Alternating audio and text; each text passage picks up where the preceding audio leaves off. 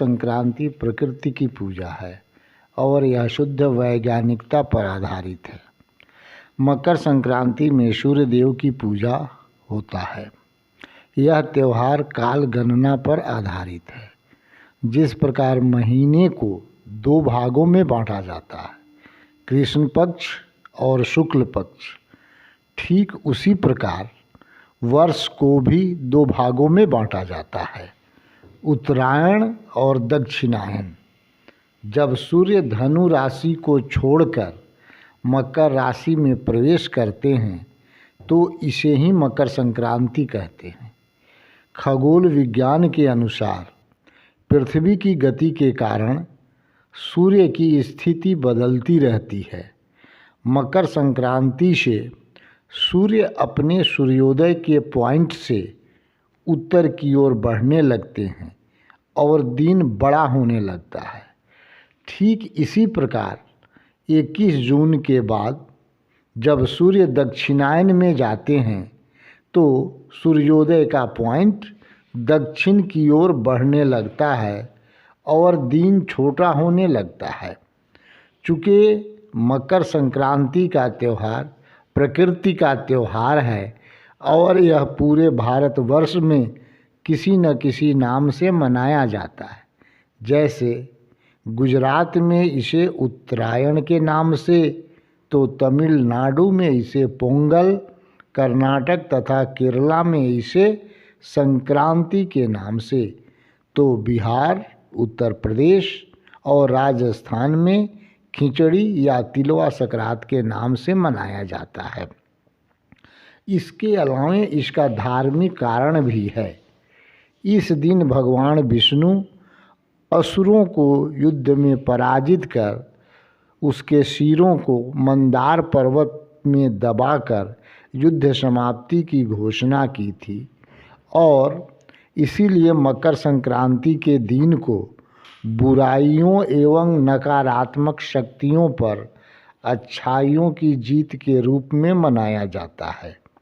महाभारत के युद्ध में भीष्म पितामह सरशैया पर पड़े रहे और जब सूर्य उत्तरायण हुए तब अपना पार्थिव शरीर छोड़कर स्वर्ग को सिधारे। सूर्य के उत्तरायण में मृत्यु शुभ माना जाता है। मकर संक्रांति के दिन गंगा सागर मेला भी लगता है। यह मेला पश्चिम बंगाल के दक्षिण 24 परगना के सागर द्वीप पर लगता है। कुंभ के बाद सनातनियों के लिए यह दूसरा सबसे बड़ा मेला है। इस कहानी को जाने बिना मकर संक्रांति की जानकारी पूरी नहीं हो सकती। भगवान राम के पूर्वज महाराजा सगर राजसूय यज्ञ कर रहे थे।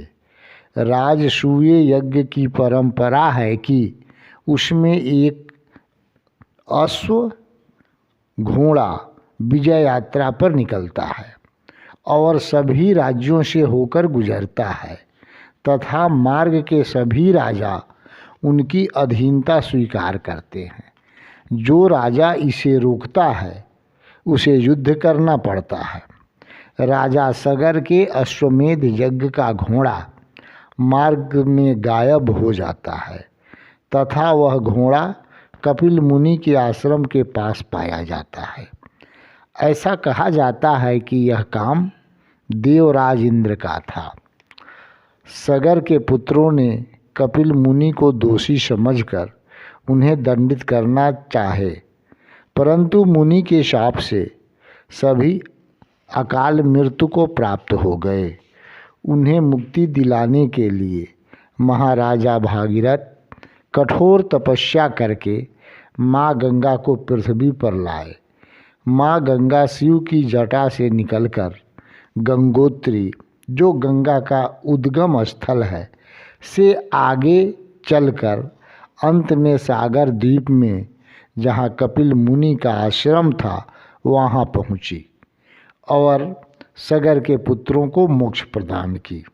यही कारण है कि मकर संक्रांति के दिन गंगा सागर मेला लगता है और भारत तथा विश्व के कोने कोने से सनातनी यहाँ आकर गंगा में डुबकी लगाते हैं। इस वीडियो